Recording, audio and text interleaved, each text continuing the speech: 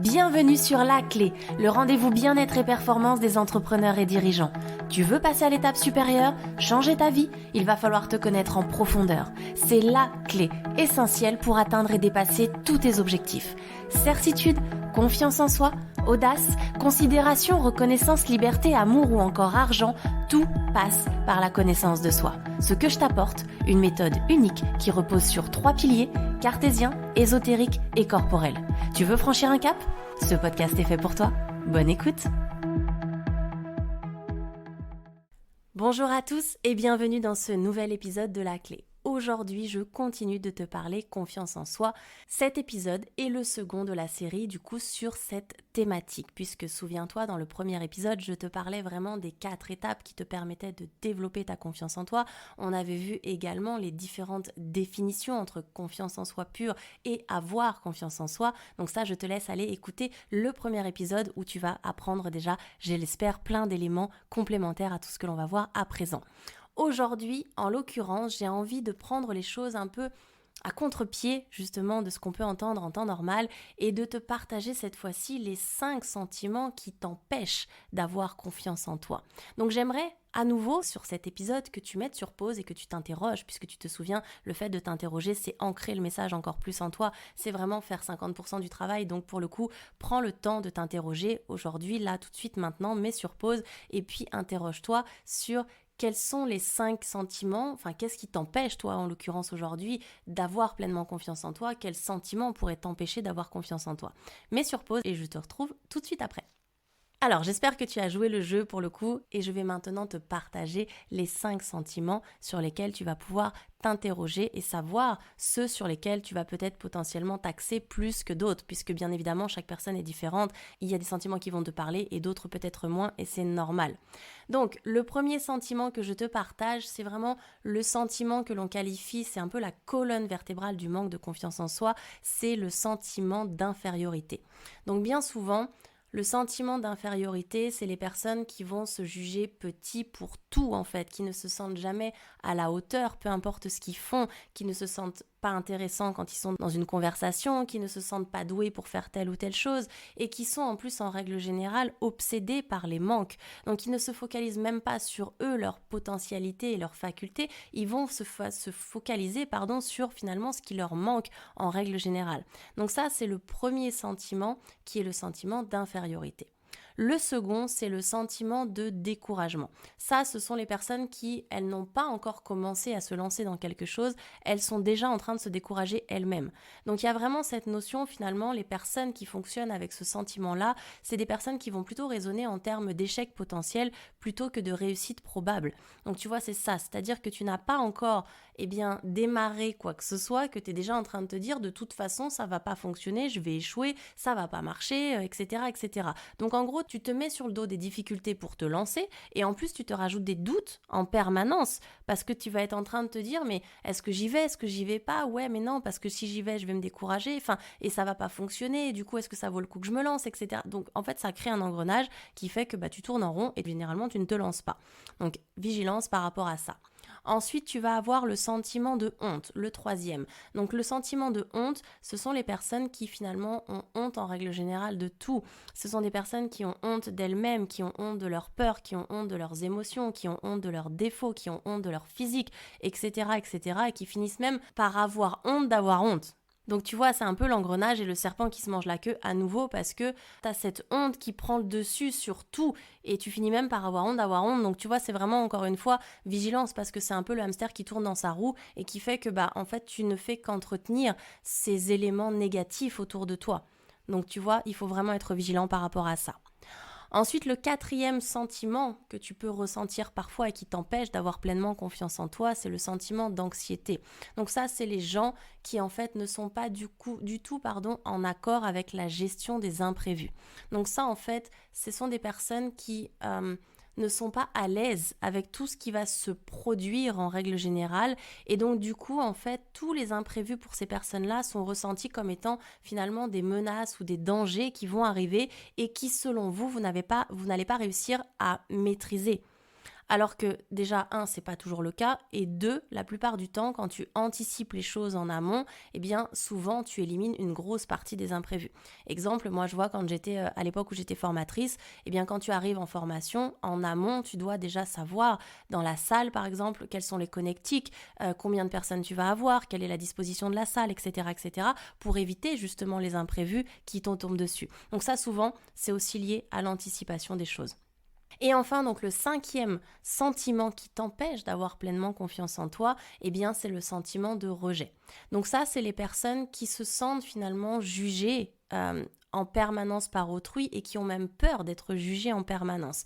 Donc ça, ce sont des personnes qui peuvent se sentir très facilement critiquées ou rejetées en règle générale, qui sont blessées très facilement, qui ont une sensibilité extrême et qui prennent la moindre remarque d'une manière tout de suite très négative en fait.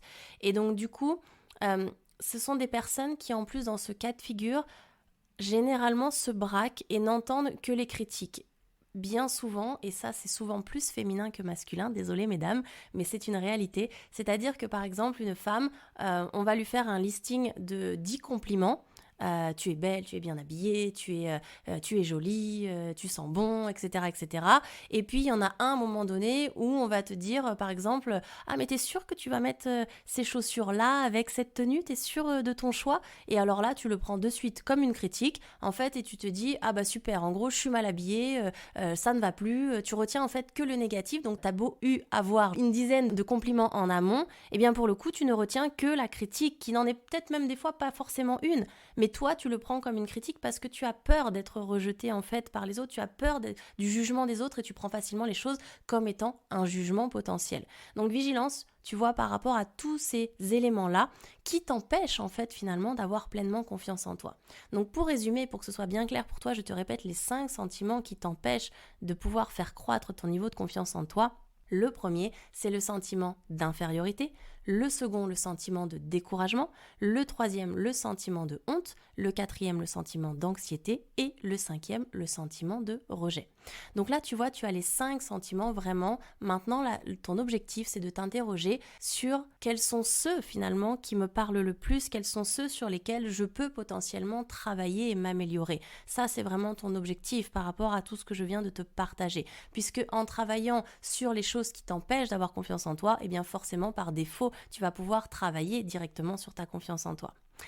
Et à présent, et pour terminer, j'ai envie de te partager du coup quelques solutions, comme je te disais au départ, qui vont te permettre aussi de travailler directement sur toi et toi seul directement pour pouvoir travailler à améliorer ton niveau de confiance en toi. Alors ce sont des solutions qui sont, comme je te le disais au départ, souvent négligées, assez simples, mais pourtant qui sont vraiment très très efficaces. Donc c'est important que tu les aies en tête et que tu gardes encore celles qui te parlent le plus et celles sur lesquelles tu sens que tu vas pouvoir agir. Donc les solutions, déjà de base, il faut garder en tête que tout part de cette notion de motivation et de volonté. Encore une fois, ça paraît anodin et pourtant en fait, si tu n'as pas la volonté de vouloir changer, si tu n'as pas la volonté au départ de vouloir t'améliorer et de vouloir faire croître ton niveau de confiance en toi, en fait personne ne pourra le faire à ta place. Donc c'est vraiment, et je sais que ça a l'air parfois stupide, on me dit bah oui mais j'ai forcément envie de travailler ma confiance en moi. Bah non, pas forcément, ça va dépendre des personnes parce que quand on dit qu'on doit travailler sur un sujet, il va falloir faire des compromis, il va falloir se remettre en question, il va falloir aller creuser, c'est un travail d'introspection comme on l'a vu dans le premier épisode. Donc du coup forcément, c'est pas que l'envie en tant que telle, c'est l'envie et tout ce que ça va engendrer derrière. Est-ce que tu es suffisamment motivé à tout ça? Est-ce que tu as vraiment envie? Est-ce que tu as la volonté et la motivation de te remettre en question, de faire ce travail d'introspection sur toi-même pour pouvoir faire croître ton niveau de confiance en toi? Donc ça, tu vois, c'est vraiment une des solutions de base, j'ai envie de dire, pour finalement travailler déjà, c'est un peu la base cruciale, inéluctable, que tu ne dois surtout pas négliger ni oublier. Travaille sur ta motivation et ta volonté. Interroge-toi là-dessus. Ensuite, autre élément, c'est quand on travaille sa confiance en soi, il faut être objectif avec soi-même, mais il faut aussi s'accorder le droit à l'imperfection. Et ça, je travaille très souvent avec des personnes qui sont beaucoup trop strictes avec elles-mêmes, qui ne se donnent pas le droit d'être moins bon sur certains points, et donc du coup, qui se donnent l'obligation d'être parfait dans tout. Donc ça se recoupe généralement aussi avec ce qu'on appelle les drivers, avec le driver notamment Sois parfait. Donc vigilance par rapport à ça, parce que quand tu veux travailler sur toi, tu ne feras pas tout correctement du premier coup, et il faut que tu sois je dirais, un peu plus souple avec toi-même si tu veux faire évoluer ton niveau de confiance en toi. Parce que sinon, c'est finalement te mettre tout seul tes propres bâtons dans tes propres roues parce que tu vas vouloir avancer en ayant l'envie d'être parfait alors que c'est un sujet nouveau pour toi. C'est compliqué en fait, tu vois, le truc est vraiment difficile. Donc, accorde-toi l'imperfection. Ensuite, dans la troisième solution que je te propose, c'est apprends à reconnaître tes qualités. C'est-à-dire que par rapport à ça, il faut que tu sois vraiment objectif avec toi-même.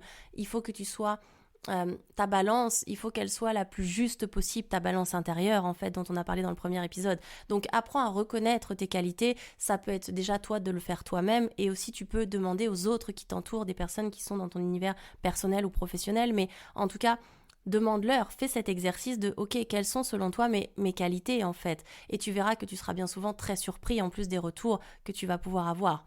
Dans la continuité aussi, justement, par rapport à cette notion de droit à l'imperfection, il faut que tu apprennes à relativiser les choses. Comme je te le disais, tu vas avancer sur un chemin que tu ne connais pas forcément. Si tu ne relativises pas, en fait, tu vas te mettre un tel stress que finalement, en fait, tu vas amoindrir et supprimer tous les efforts que tu vas faire. Donc c'est vraiment important par rapport à chaque étape que tu vas franchir, et bien justement de relativiser par rapport à ton état d'avancée. Ensuite, dans la continuité de ça, c'est ce que je disais tout à l'heure, il faut déjà que tu apprennes à accepter et à assumer ce qui va se passer. C'est-à-dire que toutes les étapes, finalement, ne seront pas les mêmes. Il y a des étapes où tu vas être super fier, il y a des étapes où du coup tu seras peut-être un peu moins fier, mais en fait peu importe parce que déjà le fait de t'interroger sur les 5 sentiments et vois ce que tu peux mettre en place par rapport à ça, tu vois. Si on parlait du sentiment d'anxiété tout à l'heure avec les imprévus, eh bien si toi ce sentiment-là est celui qui t'empêche d'avoir pleinement confiance en toi, eh bien anticipe plus les choses. Demande-toi comment tu peux anticiper dans ton métier, comment tu peux finalement préparer au mieux chaque situation. Tu vois, c'est vraiment à chaque fois mets en place des actions et vois comment tu peux avancer step by step par rapport à tout ça. Un des points aussi cruciaux pour travailler sa confiance en soi, c'est de se fixer des objectifs justement, c'est de mettre en place des actions en se fixant des objectifs. Et du coup, tu as deux méthodes qui existent pour ça, la méthode des objectifs SMART et la méthode des entonnoirs des objectifs que moi j'apprécie, c'est-à-dire que tu vas partir de ton objectif principal, duquel vont découler des objectifs intermédiaires, desquels vont découler des objectifs opérationnels. Et dans les objectifs opérationnels, ça veut dire que tu as forcément des objectifs qui vont être quantifiés et timés, parce que sinon tu ne sais pas en gros, si tu dois, je dis n'importe quoi, si ton objectif c'est d'amoindrir les réclamations clients, eh bien il faut que tu quantifies dans l'opérationnel, de te dire ok, je veux que 100% des réclamations des clients soient traitées sous 48 heures. Tu sais où tu vas. Il faut que tu te fixes vraiment des objectifs qui soient le plus précis possible, et c'est pareil dans ta confiance en toi. Si tu veux avoir pleinement confiance en toi, il faut que tu saches en fait par quoi ça passe. Est-ce que toi ça va passer par le sport en l'occurrence, et auquel cas dis-toi, je veux me faire peut-être 3 séances de 30 minutes 3 fois par semaine. Tu vois, tu as vraiment cette notion de quantifier, de timer. Donc, il faut que tu te fixes des objectifs précis, même dans ta confiance en toi. Ça, c'est vraiment chose essentielle. Ensuite, derrière, forcément, il faut y aller step by step. C'est-à-dire que c'est un peu, tu vas pas avoir confiance en toi tout de suite. C'est comme si tu voulais te mettre à monter l'Everest dès demain. C'est pas possible. Il va falloir des évolutions. Ta confiance en toi, c'est pareil. Il va falloir des évolutions au fur et à mesure. Donc, c'est important que tu te demandes quelle évolution tu as envie d'avoir. Sur quoi déjà tu veux travailler dans les 5 sentiments que je t'ai proposés. Est-ce qu'il y en a un ou plusieurs qui ressortent? Quelle action tu peux mettre en place par rapport à ça? Et quels sous-objectifs tu vas pouvoir établir pour pouvoir avancer dans ta confiance en toi?